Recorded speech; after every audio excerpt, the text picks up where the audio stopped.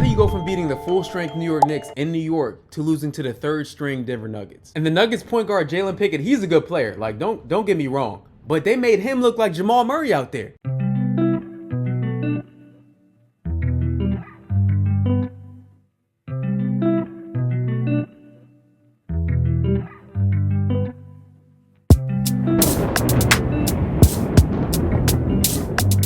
What's good, YouTube? Welcome to another episode of Wrong vs. Right. I'm your host, Jay. If you're new to the channel, be sure to subscribe below and hit that button. Today we're talking about the Sixers totally dropping the ball against the Denver Nuggets, third string team at home, just a few days after beating the New York Knicks at Madison Square Garden. So is it time to panic? Because hopefully the Sixers can turn it around against the Washington Wizards at home tonight. But you never know with the Sixers, right? We could beat a great team and then the next night lose to the Denver Nuggets third string. So I'm gonna walk through what went wrong coaching wise, player personnel wise, and can it be fixed? Like, what can we take away from this game and what is the larger overall meaning behind this game? Because I know it's just one game, but it's a game that you should win. That game the other night was called a trap game. It's where you know you're going against a lesser competition, but you play down to their level and you just completely drop the ball. Tyrese Maxey talked about this is going to be a tough game before the game at shoot around with his teammates. Yeah, I mean, we knew that it was going to be a tough game. Like I said it like at shoot around when I realized that they said they played last night and they were going to maybe sit guys. I said, man, it's going to be a tough game. That these games are hard to win. You know, they're hard to win. But as you're a good team, you have to find a way to pull them out. Maybe to go back. So based on that, we know that the elephant in the room was addressed. The Denver Nuggets starters are not playing. Jokic isn't playing. Jokic is ducking Embiid. I'm joking, guys. I'm joking. So you go from thinking that you're playing the starters to you don't know who you're playing. And when I saw the game the other night, I didn't know who the Denver Nuggets rolled out into the floor. All I knew was Zeke Naji and maybe the guy Strather and Peyton Watson. Other than that, who are those guys? In the first quarter, we start off lethargy. I mean, Joel Embiid is throwing lazy passes, not getting back on defense, just playing too cool. You know, sometimes you show up to the gym and the best player on the court, he's just like too cool, like throwing whatever passes around, taking whatever shots he wants, just because he knows that he's so much better than the competition. This is the NBA. Like, I don't care who they roll out. They're still NBA players and they're better than 99.9% of the world for a reason. So you play around with them, they're gonna cook you. Just like Jalen Pickett did on the Denver Nuggets. He had Embiid in the isolation one play, had him going all sorts of directions and hit a step back three on him. Had the commentators going crazy. I'm like, oh my goodness, this can't be happening, right? So that's one, just playing too lethargic and not having a sense of urgency. Where's the sense of urgency, man? Like, we're at home, the fans are paying good money to watch you guys play. Have some sense of urgency. Maxey says that he talked about in shoot around, like, guys, we need to, you know, this is gonna be a hard game. This is a trap game. So there's no sense of urgency out the gate. Last thing on playing with a sense of urgency, the Denver Nuggets guys that played the other night, playing like their NBA careers depended on that game because they kind of did. They don't get many opportunities. So whenever they get an opportunity to play a full game, best believe they're giving their all because that next contract is not guaranteed. They don't have multi-year deals worth $200 million like Joel Embiid or Paul George or Tyrese Maxey. Next, we got to talk about the Sixers defense and specifically stopping penetration coming from the perimeter, because that was going on all game long against, I'm gonna say it, against Tyrese Maxey, Paul George, and Jared McCain mostly. Anytime one of those guys got hit by a screen, I mean, it's like an open lane to the basket. And Embiid has to help. They drive and they kick to the corner for a wide open three. Or if we close out on the corner man makes one extra pass to a wide open shooter. That was going on all night. And to Denver's credit, they were knocking down shots at a high clip. So we do have to acknowledge that. They were shooting at a really high clip from guys that, again, I'm very unfamiliar with their games, but again, they're NBA players. But our defensive lack of execution was off the charts, and the Sixers really need to step that up. And the Nuggets point guard Jalen Pickett, he's a good player. Like, don't get me wrong, but they made him look like Jamal Murray out there. I had to like wipe my eyes to see, is that Jamal Murray playing? Like, is he actually healthy playing against us? Peyton Watson on the Nuggets was breaking guys down off the dribble, hitting pull-up jump shots, getting to the rim at will. I mean, that's not even his role on the team when they're fully healthy. But because guys are out, again, this goes back to guys just being NBA players. They're just playing their role when the stars are in. But when the stars are out, they show what they're really capable of. But again, it's inexcusable for the Sixers to let that happen, especially if you consider yourself a serious team in the East, which I do, and I'm sure they do as well. I think the guys on the Sixers who legitimately play defense out there was Paul George, #1, and VJ Edgecombe. Paul George had a rough shooting night, but defensively, He made some big plays. He had a big time block in the fourth quarter, and he made some crucial steals and defensive stops against Peyton Watson. So I have to give Paul George, I have to tip my hat to Paul George for his defensive effort despite not having a great shooting night.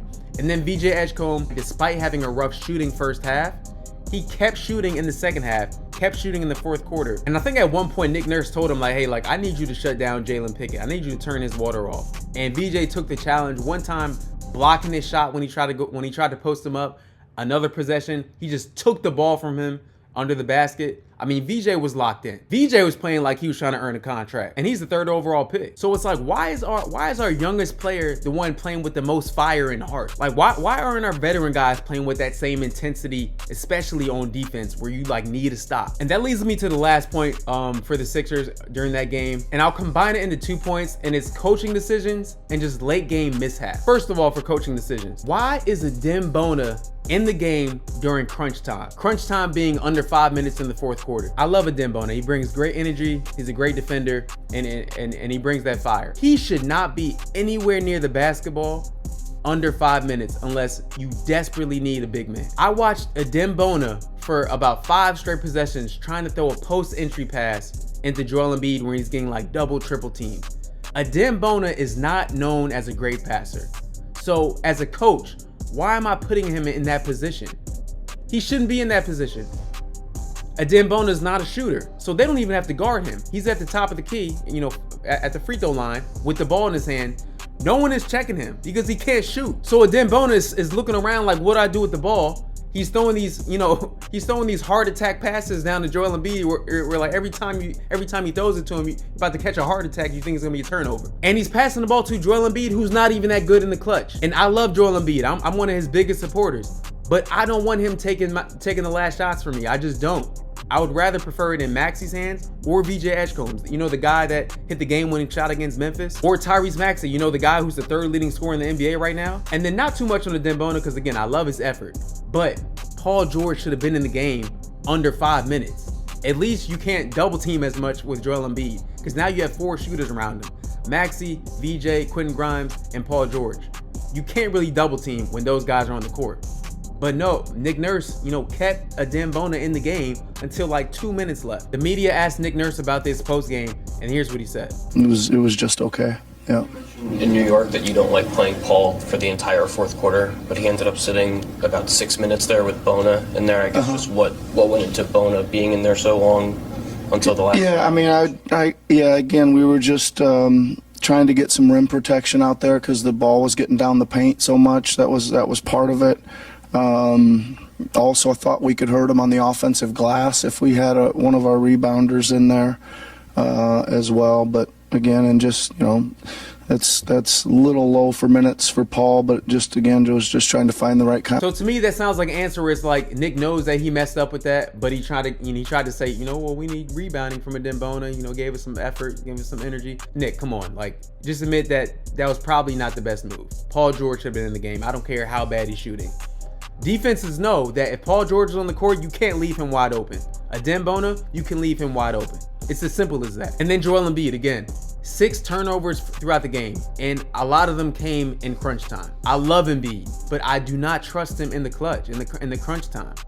You got to give it to your guards here. He's a little too shaky and like indecisive with his passes and his decision making in the clutch. Like when he gets double teamed, it's almost like he gets like a little frazzled. You know who doesn't get frazzled? I'll tell you in a second. And then Maxey had an opportunity to win the game both in regulation in the fourth quarter and in overtime. And both times it just didn't go out as planned. And again, we have to give Maxey grace because like this guy's been everything for this team, right? Like he's the franchise. He's the heart and soul of this team. So not too much on Maxey, but we got to call it what it is. He kind of dropped the ball. Well, he literally dropped the ball out of bounds in the fourth quarter regulation.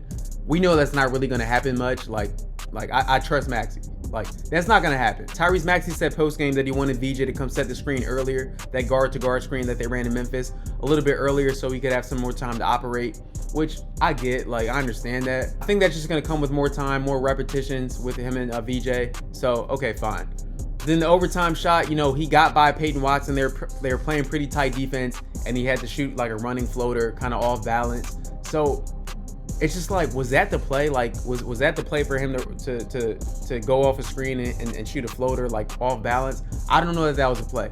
So I wish that Nick Nurse kind of would have drew up something different. I know Sixers fans especially are getting mad at Quentin Grimes getting drawn up the last shot, which I'm in agreement about. Like, I don't think Quentin Grimes should be routinely taking the last shot for the Sixers. It should be Maxey or VJ in my eyes. Bottom line, just Nick Nurse, can we draw up a better play for Maxey? This goes to our late game execution and late game mishaps. Like, can we get a better play drawn up for our star player? And I understand it's not going to be perfect because defenses, they're expecting that from Maxey, right? Like, we expect Maxey to take the game-winning shot. We're going to do whatever we can to get the ball out of his hands. But when I look at examples around the league, like when the game is on the line, the best players get the ball, and they get the ball with space. Kevin Durant, he just hit a game winner against his former team, the Phoenix Suns, where he walked off and he said, "And get him out of here." I think about Devin Booker, sticking on the Suns here, but I think about Devin Booker against the OKC Thunder in Phoenix. Devin Booker hit a game-winning shot over Caruso and Lou Dort, but he got space. He wasn't off balance, falling. Like, the coach drew something up where he could get an all balance shot. At least give the team a shot to win the game, as opposed to me falling off balance, dribbling the ball out of bounds in a crowd. Nick Nurse has to draw up a better play for game. So if I was the coach, I'd be drawing up all these plays for Maxey in game.